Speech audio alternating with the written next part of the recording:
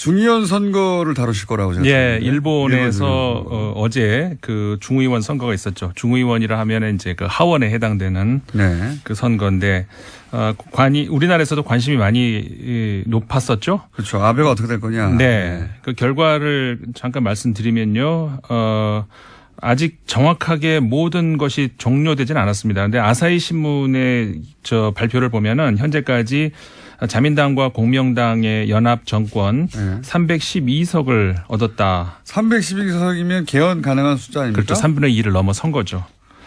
드디어 개헌하겠네요. 그렇게 나왔고 그다음에 요미우리 신문의 경우는 312석을 넘지는 않은 것으로 지금 나오고 있습니다. 그러니까는 309석이 됐다. 그래요? 근데 309석이면 사실상 뭐 310석에 한 석 부족한데. 그러니까요. 310이죠 숫자가. 그런데 한 명 땡겨오겠네요. 그러면. 그렇죠. 그런데 이제 그 자민당 단독으로 이미 과반은 넘어선 것으로 지금 나오고 있고요. 과반은 단독으로 넘어섰고 그다음에 공명당과 연립정권이 이제 합하면은 아까 이제 말씀드린 그 수치가 나오는데. 근데 이제 3분의 2석이 왜 중요하냐? 그 개헌 가능. 그렇죠. 선이 전쟁 가능한 국가. 그렇죠. 거기까지 이제 갈 수 있는 선이 3분의 2 선이죠. 그게 310석인데 그 조건으로 따지자면은 지금 아까 말씀드린 것처럼 뭐 312, 309 이게 중요한 게 아니라 이미 개헌에 찬성하고 있는 그러니까 야당 중에서도 개헌에 찬성하고 있는 야당들이 또 있거든요.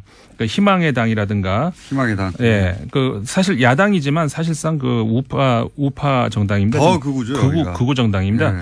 그다음에 유신당 역시 마찬가지로 개헌에 찬성하고 있는 정당인데 그 이 희망의 당이 지금 49석이 나오는 것으로 두 언론사가 동일하게. 49석이나요? 네.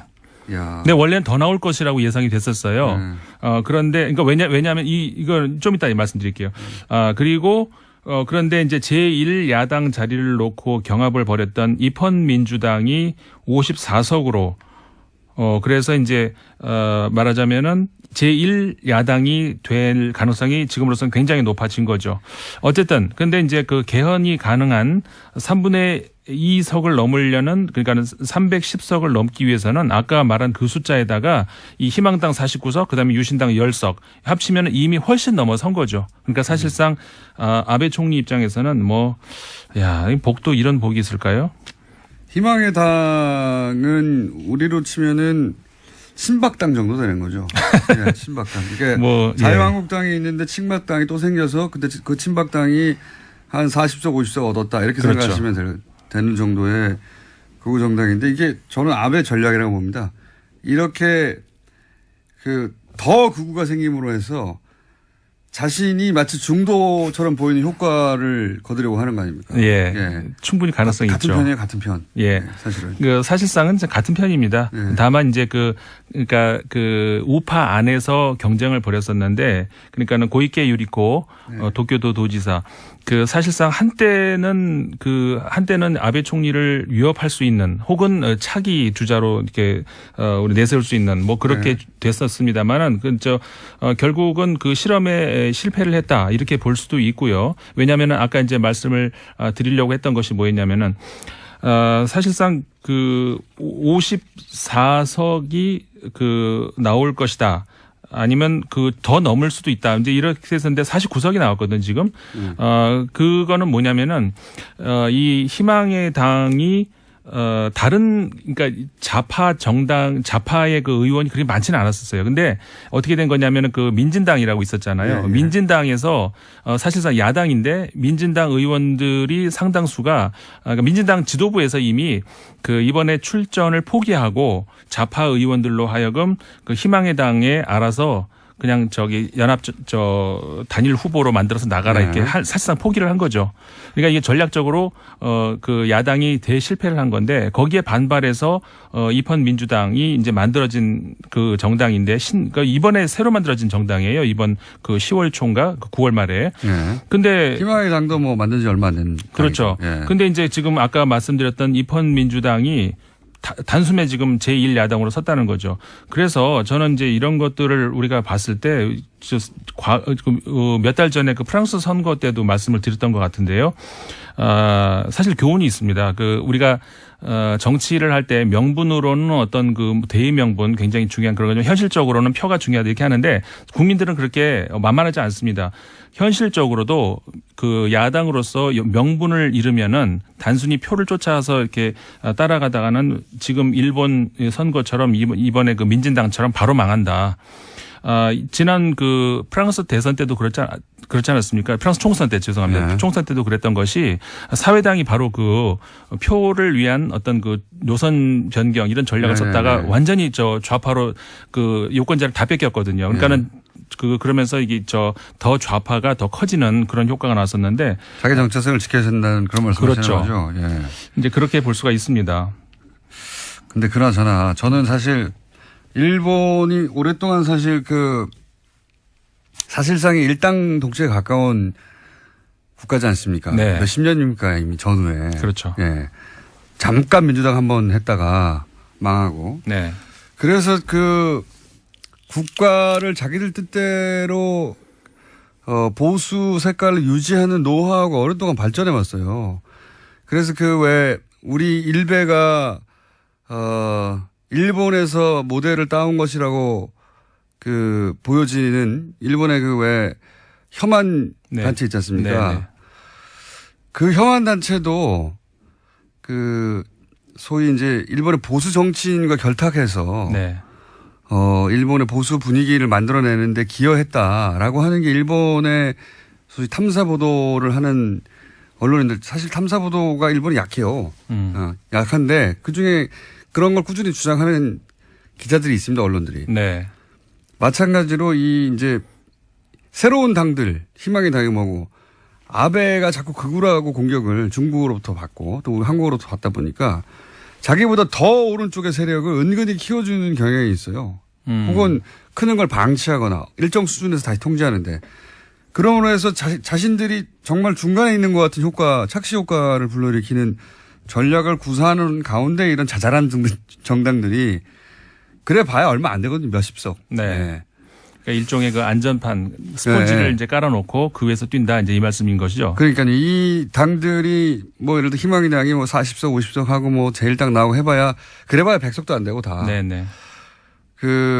아베가 장기 집권하는 데는 오히려 도움이 되는 거죠. 그렇죠. 이거 봐. 내가 이렇게 중립적이야. 혹은 이런 극단적인 세력하고는 다르게 내가 역시 중도 정도 되는 거야라고 하면 실제로는 극우인데. 그렇죠. 극우에 극우가 나와가지고 그런 네. 효과를 불러일으키고 있는 게 아니에요. 맞습니다. 아베 총리가 실질적으로 몇 년 전에도 이제 사실 그렇게 극우를 경계하는 그런 아주 전략적인 그런 목소리를 냈었죠. 자기가 극우면서. 공장장 말씀이 적절한 것 같아요.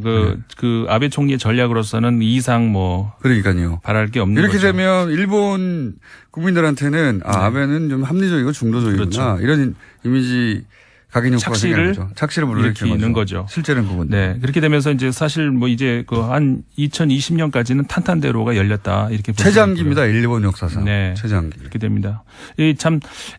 여러 가지 그 사이에 여러 가지 장애물이 있었잖아요. 예. 돌불이 걸려 넘어지고. 사학 스캔들 스캔들 있었고. 그렇음에도 불구하고 이렇게 되는 것이 역시 지금 말씀하셨습니다마는 일본의 지리멸렬한 야권.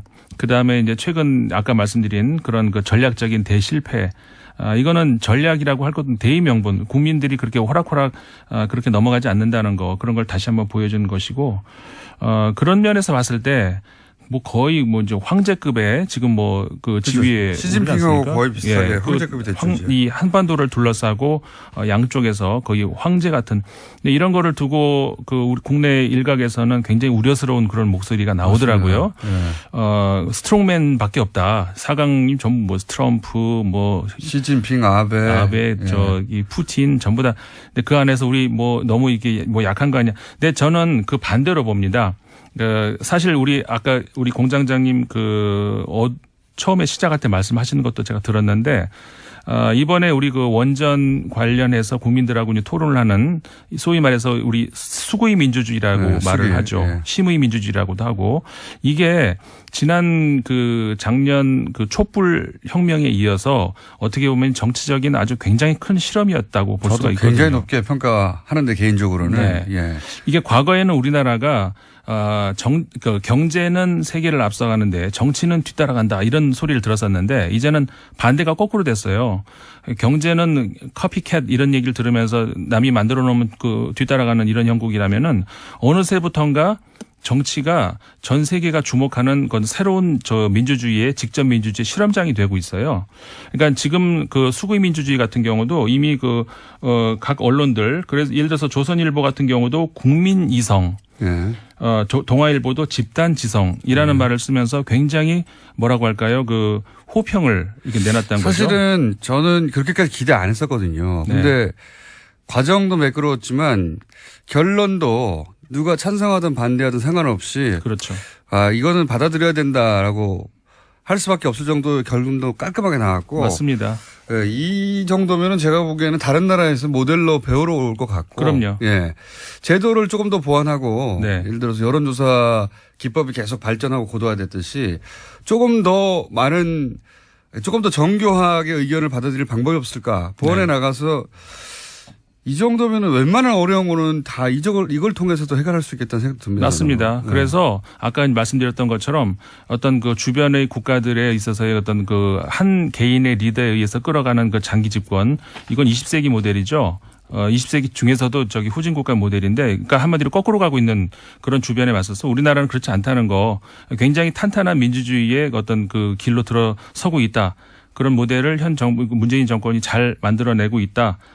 저는 그래서 갑자기 국뽕이란 말 지난주에 제가 말씀드리려고 했었잖아요. 근데 이건 새로운 의미에서의 국뽕인데 이거는 굉장히 자랑스러운 어떤 그 새로운 현상이죠. 리더에 의한 국뽕이 아니 리더를 따라가려는 게 아니라 우리가 만들어내는 거. 예. 이거 제가 보기에는 해외 정치학자들이나 이거 주목하기 시작하면 큰 뉴스거리가 될 거예요. 네, 해외에서도. 그럼요. 네. 해외에서도 이런 거 안 해요. 그렇죠. 이거 굉장히 드문 예예요. 이런 거는. 전 세계적으로도. 자, 소장님. 네. 가입자 많았으면 좋겠습니다. 덕분에 많아질 것 같습니다. 여기까지였습니다. 임상훈 편집위원이었습니다. 안녕.